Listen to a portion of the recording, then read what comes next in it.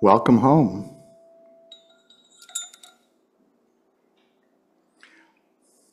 My name is Reverend Jim Ernston. This is Unity of Charlotte, and we want to welcome all of you here in the chapel that's in person. We would like to welcome all of those of you at home on Zoom, and if you're watching this later on, welcome as well. This is the place where we come together in support of each other and our spiritual growth. So welcome to Unity of Charlotte. Let's go ahead and read together our mission statement. So out loud, Unity of Charlotte is the place where we nurture a deep and mature experience of God through the practice of unity principles. Simply put, we are here to love, grow, and serve. Absolutely. Let me ask, is there anyone who is here for the first time? If you would gently raise your hand and we can give you a welcome. And it looks like everybody has been here before. Yeah, I saw that. Yeah, everybody has been here before. We invite you to check out the multiple ways we have of staying connected. We have our website out there, unityofcharlotte.org. We have our newsletter that comes out every Friday right around 2 p.m. Our Facebook page, which, because it's Facebook, it's available 24 hours a day. We have our YouTube channel. Is it a channel? It's a YouTube channel that shows you all of the previous services that you can check out as well. And then for all the details, every single piece of detail is the bulletin board here in person. Please check that out because it has more than we're able to actually say out loud on a Sunday. So check out that bulletin board. And then, of course, we have our 2024 end-of-year giving campaign. We're very excited about this. We have a $8,000 goal on that. We're utilizing matching funds, so we have some anonymous donors that have agreed to match your donation and amplify it. So please feel free. Oh, can I say this? Feel free to be generous. Does that work? Yes. Feel free to be generous. My board is going, yeah, let's do that generous thing. It is, but please, when you give that gift, make sure you designate it so we can keep track of the match and how far along we are to that goal. So if you're doing it online, you can say which fund, and it's the giving fund. If you're doing it here in person, write it on an envelope or however. Keep it separate from your normal Sunday giving, and that way we can keep track of it. So we ask you to help us out in that way.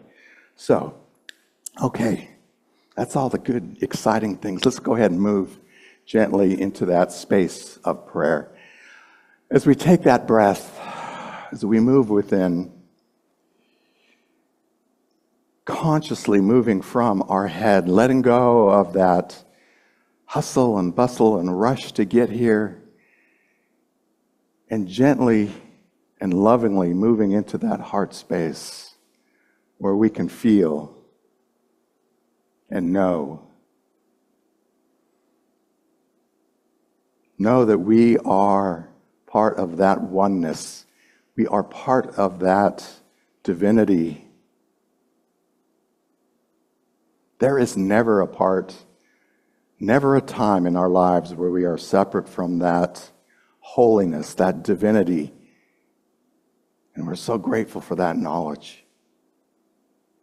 We come here together to join in this community in support of each other,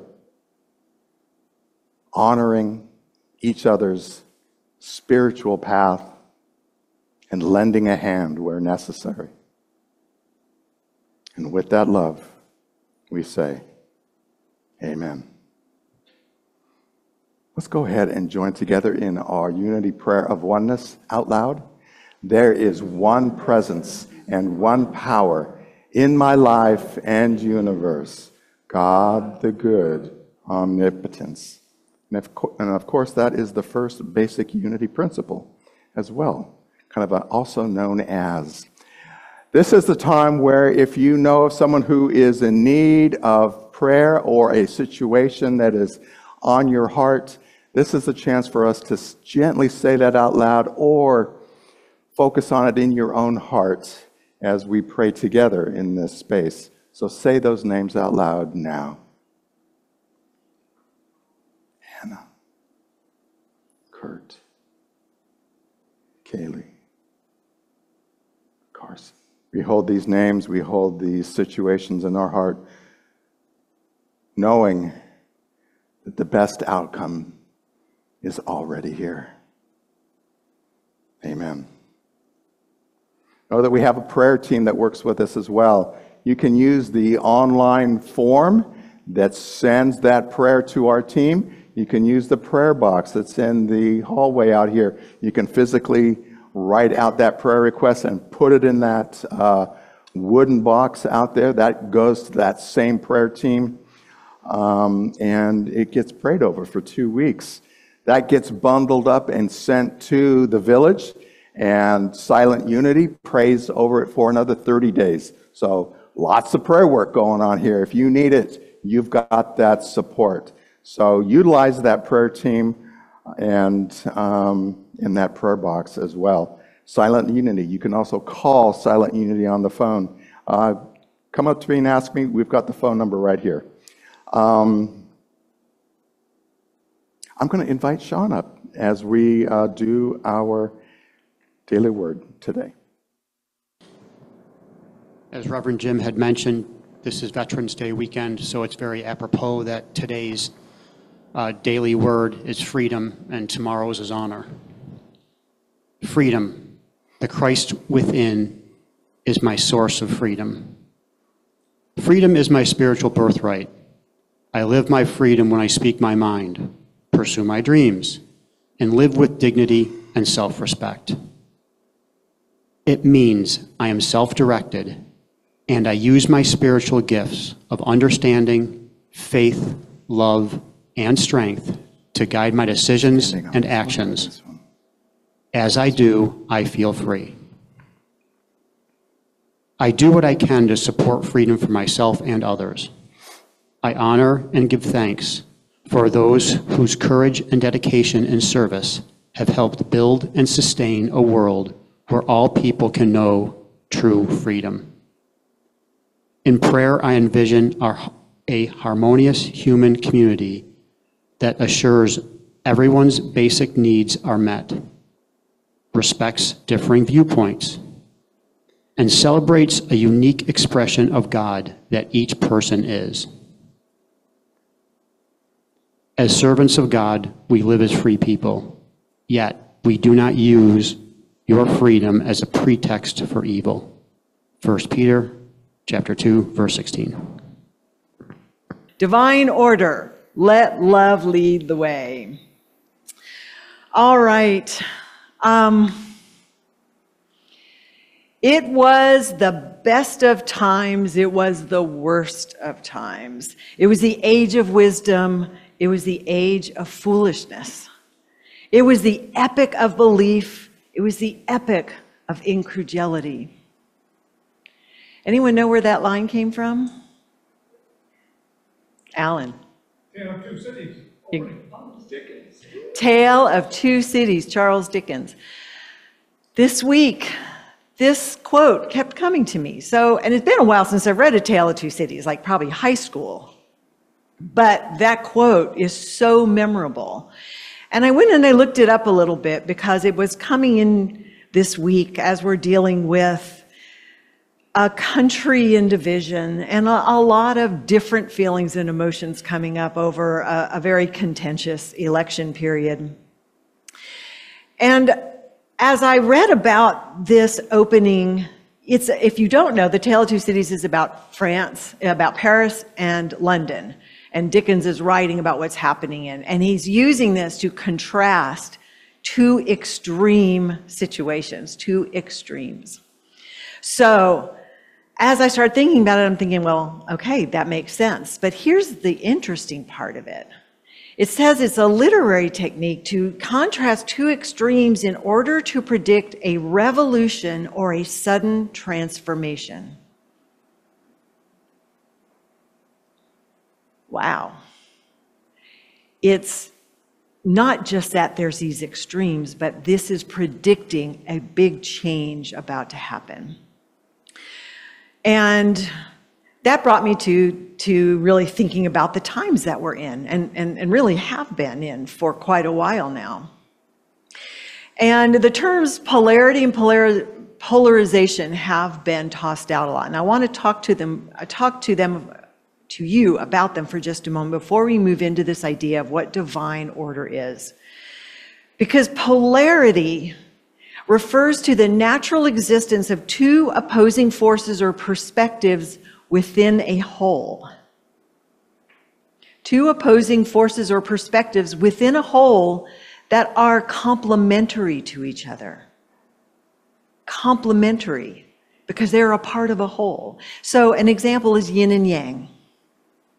And if you know the symbol of yin and yang, you also know that it's usually indicated by a swirl of black and white curves. But in that black side, there's a white dot, and in the white side, there's a black dot, because there's no absolute. They are within each other. Yin and yang, male and female, light and dark, they are polarities that exist within a whole. But they are not absolutes in and of themselves. So this is where creativity is born. They're not absolutes. They are what comes together in an infinite number of varieties of ways. So there's not just male and female. There's all the ways they come together and create new. There's not just black and white. There's all the ways they come together and create colors. So that's what polarities mean. And we live in a universe of polarities, of opposites. Polarization, however, is when we forget there's a whole and we look at it as if it's a linear spectrum of two extremes on each side that polarize and divide us and separate us, and try to be an absolute on each end. That's polarization. In my process of looking this up, it was described as a process where individuals or groups move further apart towards extreme positions on a spectrum, not a whole now. We're talking about a linear spectrum, creating a division between the two opposing viewpoints. So it's no longer two views that are also contained within each other. It's two views that don't include each other. This, however, creates an environment where individuals tend to be inflexible. They tend to be unable to adapt to new information and new changes. And there's a low tolerance for uncertainty. And this system of polarization is based on fear because it's no longer wholeness. We're no longer one. Now, this is important, I think, to understand as we move into the idea of divine order. Because it's unsettling and uncomfortable to live in uncertainty, isn't it? It's not something as our human consciousness goes, really is comfortable with, uncertainty. We're always looking for something solid and absolute and certain that we can count on. But we look for it within a system where it doesn't exist. And that's really uncomfortable. So what happens is we tend to polarize and try to find some sense of stability at one end of the spectrum or the other. But it will never work because there's always this opposition that's going to be fighting against and opposing. Now I go back to this idea of the best of times and worst of times. I mean, we live in one perspective, we live in an incredible age. There is so much that's being discovered. Science is just blown open. Science and spirituality are coming closer and closer together. We're creating a much bigger perspective of life than we've ever had before, both from a science perspective and a spiritual perspective. And it also feels like the worst of times. Because our consciousness seems to have being drawn into a state of fear. And when we're coming from a state of fear, we can only produce an environment of fear. But there is an answer. And I look at this quote, and I think this quote came to me because it signifies the incredible transformative opportunity we are actually in. Because I believe we are, as spiritual beings, as eternal souls, constantly evolving and growing. Like, that's the purpose of life, is to grow and evolve. And it seems it's at these moments when these two opposites just can't exist together anymore, and it's about to break, that transformation is about to break through. And that is my great hope. And that is my great faith. But let's talk a little bit more about that, because does it mean we're on a brink of a great transformation? And if it is, then what's our role as spiritual students, as spiritual teachers, as light bearers in this world? What are we called to do then? And my answer to that is, and this is what it is for me personally, and I'll share it with you and see if this resonates with you.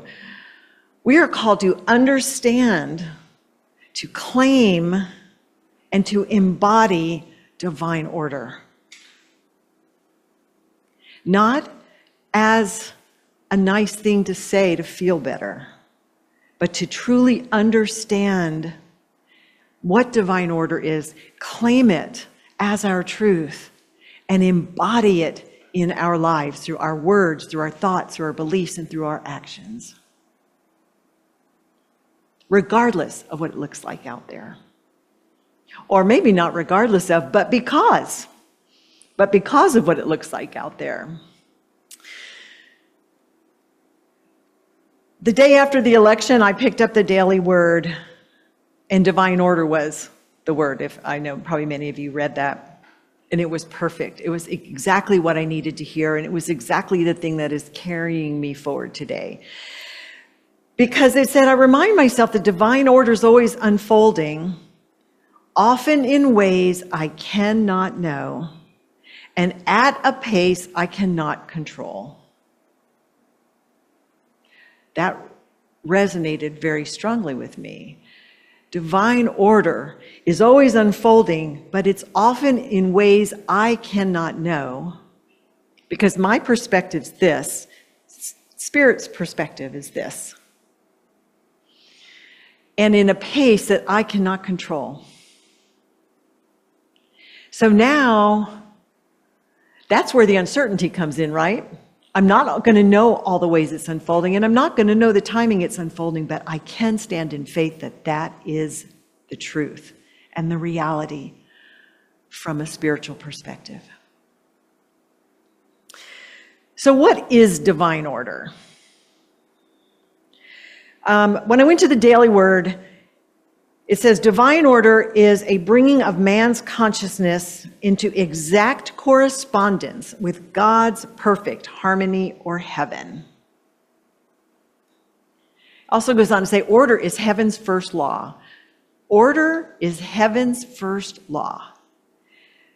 So divine order is when everything is corresponding to that law and unfolding in a manner that will be harmonious and beneficial to all.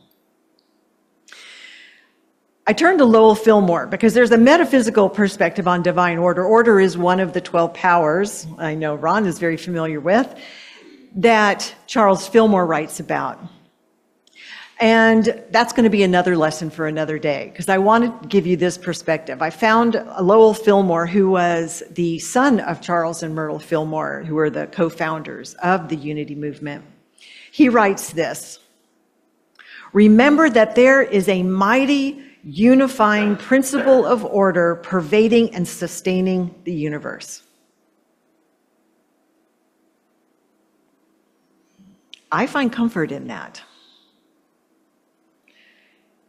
Whatever appears to be, there is a mighty unifying principle of order that pervades and sustains the universe.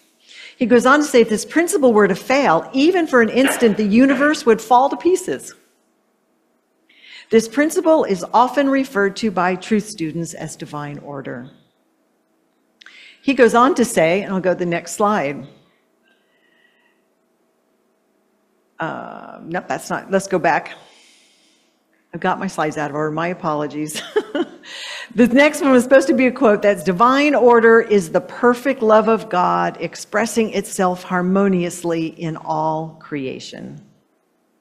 Divine order is the perfect love of God expressing itself harmoniously in all creation.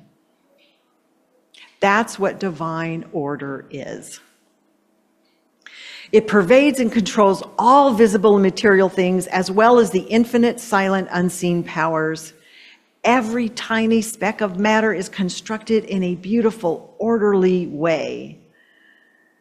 Even man's affairs are influenced by the principle of order, and if this were not true, man could not even be alive. I mean, if you think about our universe, it is an orderly universe.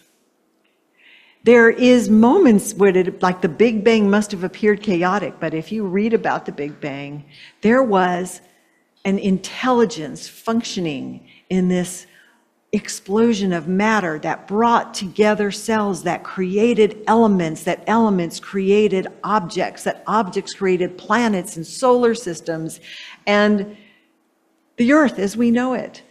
This all happened in a sense of an orderly fashion. So if that were not so, we would not be here. And that is still happening.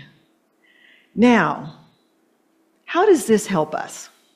How does this help me deal with what I feel I am challenged with in the current situation in humanity? Now let's go back. Yeah, okay, first part. Kind of blew the whole impact of this, but I think it'll still work. My bad. So, the first slide, this is what I think of as order. In my life, I get all my ducks in a row. Right? Isn't that like how we think order should look like and should be? I have all my ducks in a row. I'm in control. I've got it all ready. I'm going on a trip. I have my plans made. I have my suitcase packed. I have the plane tickets in hand. Right? Ducks in a row. Go to the next part. This is what it often looks like. Right?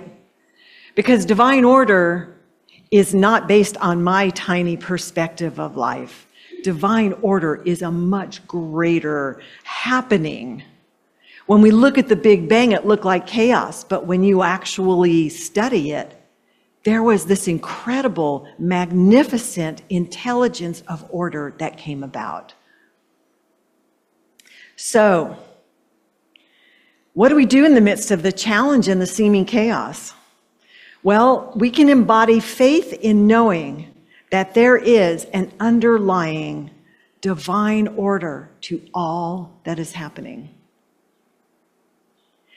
Now, here's what I want to be careful that you hear today from me, because this does not mean everything's happening as it should. Because as human beings with a human consciousness, we can run amok. We can forget to align ourselves with our divine nature and express life in divine order. And we can create a lot of chaos, and we do. Just look at the world, at how people are speaking out, how they are treating each other. And this is not all, because there is also, I will remind you, much love in this world. Much love, much caring, much connecting. But there's also this energy that is what's challenging us today. And I know that there are so many who are feeling it. And the political scene is just one of the arenas where it's being played out. But to me, it's a deeper story. It's a deeper story about where our consciousness is as humanity. Charles Fillmore says, just as sure as order is heaven's first law, so must the law of order be maintained in the process of the unfoldment of humankind, of man. It must be maintained in the process that, remember, we are unfolding. We're not static creatures. We were created in the likeness and image of a creator that creates that life that is ever changing and growing and learning different ways of expressing. So we are in a state of evolution as individuals. We're a state of evolution as a one single consciousness. And we're meant to follow the pattern of divine order. But we have a will to choose otherwise. And we can, and we do. We do individually, we do as a society. He goes on to say that while manifest man's consciousness, our human existence, is yet in darkness and disorder, functioning in the natural state, while the powers are yet running wild along the lines of personal ambition and the desire for greatness, and while there's no evidence that we have received the quickening power of spirit, we are nevertheless held in check by this law of order. And step by step, this law asserts itself when the true unfoldment comes into expression. So regardless of how much we misuse our will, from a base of fear, of lack of separation, from a consciousness that forgets the divine nature from which we flow forth.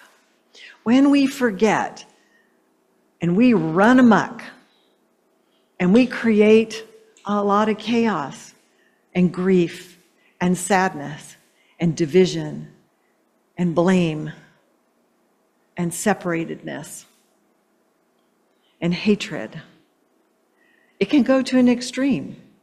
And that's that polarization, right? That's that polarization. Even in that expression, he says, back of it all, there is the divine law of order, justice, and sequence, which is never affected in the least degree by these outer maneuverings. Now, what that tells me and how I find a deep sense of peace and comfort with this message is no matter how much we miss the point and whatever chaos we create out there, it can never be total because in the back of it, divine order is still at work. Nudging, urging, inspiring, speaking to us individually.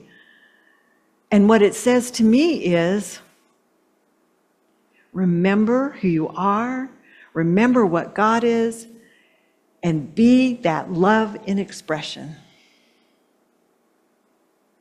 in everything you do. So I'm comforted to know we can't mess up entirely, but we can create a lot of pain. And I don't want to wash over that too much because there are people that are in pain. So we are called to be this love in the world. We are called to step forward to ease that suffering by connecting, by being the power of God and presence of God in this world. So he goes on, Charles Fillmore now, he goes on to say that God prospers us when we give the best that is in us and do all things. This is a different language. Well, I'm going to talk about it in a minute. All things unto him, acknowledging him in all our affairs. This is a sure way to success. And when success does come, we will realize it resulted from the work of spirit in us. Because we made ourselves channels through which the Christ mind would bring its ideas into manifestation. So he's talking about doing all things unto God and acknowledging God in all our affairs, which is really another way, it's an older way of saying it. What I would say today is align my thoughts and my heart with divine order. Divine order is of God, of spirit, of wholeness, of love. Align my heart and my mind with that divine order that I know is already present. It is never absent.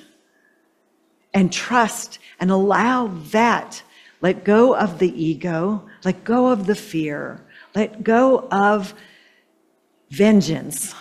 And let go of everything we think everybody else is doing wrong.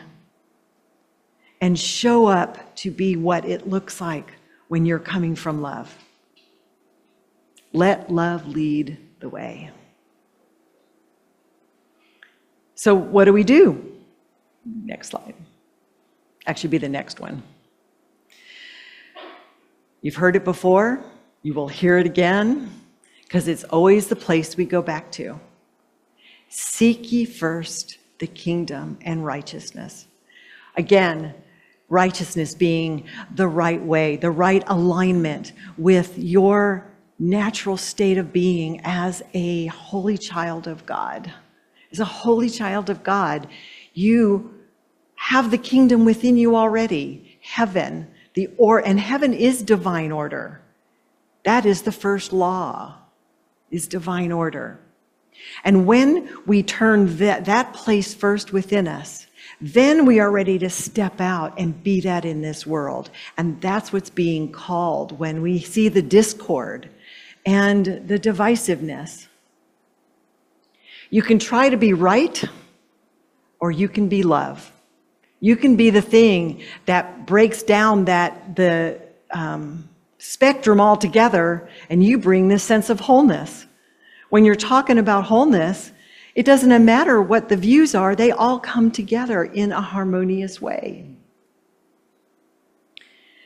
How do? We do this because our tools are contemplative practices, affirmative prayer, practices of gratitude, forgiveness, mindfulness, and service to others.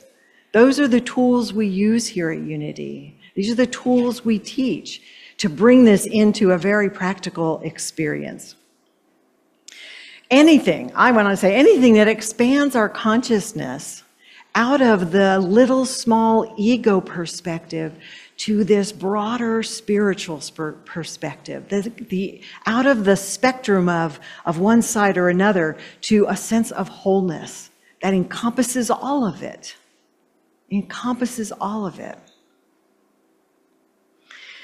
So my call to you and to myself is to recommit to your spiritual practices.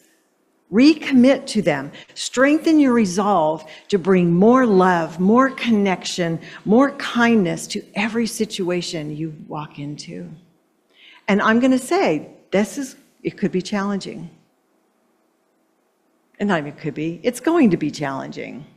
We already know it's going to be challenging. We already know the environment we're stepping out into. We have seen it in action for years now.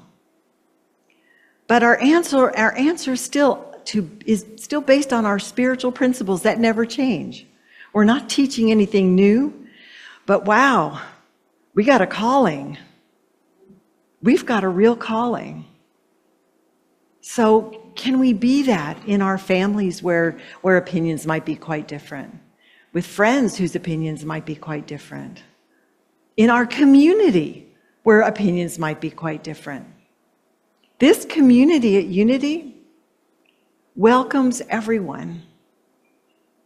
We welcome everyone. You don't need to have a particular viewpoint, politically or otherwise, to be welcomed here, because everyone's a child of God. But the practice will be the same. It'll be to get off of the spectrum of division and step into an experience of wholeness with us, because that's where true belonging is. So I just want to end with this paraphrase from Ram Dass. He said, whether this is the first day of the apocalypse or the first day of the golden age, the work remains the same. The work remains the same: to love, to work for love, and to ease as much suffering as possible. So, wherever we are in this great stage of evolution, whether we're ready to engage in an apocalyptic experience or another golden age, it doesn't really matter. What we're called to do is be truth bearers, to live that truth, express that truth, embody that truth. And when I say embody, what I mean is live it. Let it be in your thoughts, in your heart, in your words, and in your actions to others. That's how we bring this alive. And it's no longer just nice words. I'll leave you with this affirmation as we go into our meditation. If these words work for you, great. If they don't, find words that really resonate with you about being divine order in this world. For me, it was, I believe in the power of God and I trust in divine order. When I look out and see the discord and the disharmony and the divisiveness, I stand strong in the knowledge that divine order is not missing, and I need to bring it to the fore. So let's take a deep breath in and bring this into our hearts, this message into our hearts. I invite you to sit back. Take a nice deep breath in. Let it out on a slow, comfortable exhale. Let's do that again as we breathe in life and vitality. And on that long exhale, release any tension or fear or worry. And then let the breath become slow and natural, find its own natural rhythm, and let it breathe you.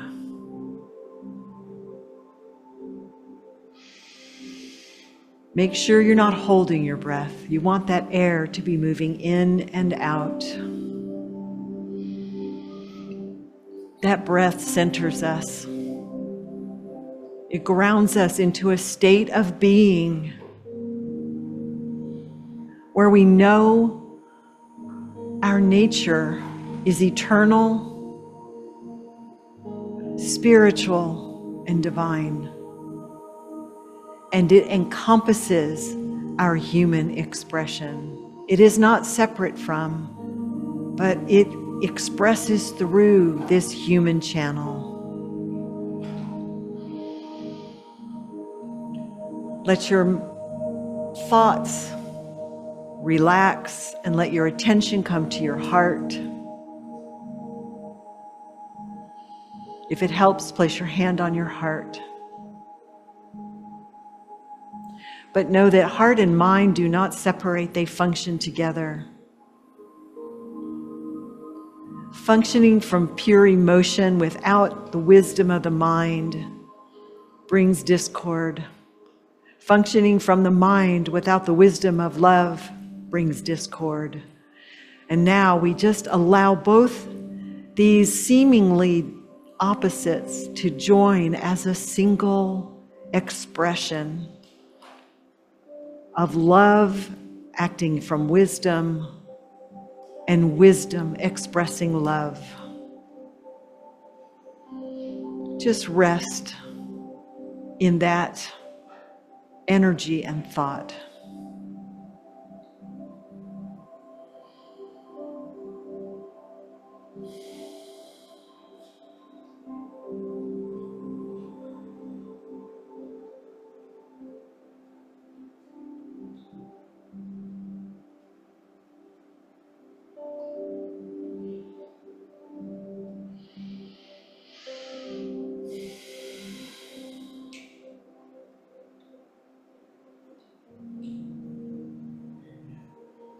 I believe in the power of God, and I trust in divine order.